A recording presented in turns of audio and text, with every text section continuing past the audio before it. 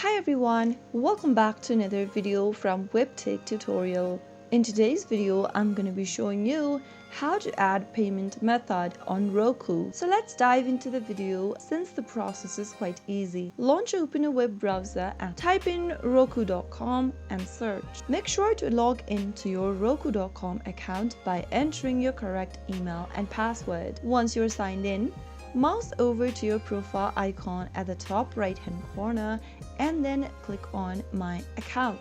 On the next page, you will be able to see several menus. Under Payment and Subscriptions, click on the Payment Methods option. Now on the next page, you can go ahead and add a payment method if you've not done that already. With the payment method added, you can go ahead and access free trials, subscribe to streaming services, buy and rent movies from the Roku platform. You can choose between credit or debit card or PayPal as your mode of payment. If you've chosen PayPal, click on the Continue to PayPal account option and then enter your PayPal credentials if necessary.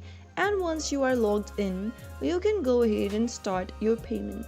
If you want to use the credit or debit card option, click on the first circle and then enter your card number and other details along the way. Start off by entering your card number available in the first text box.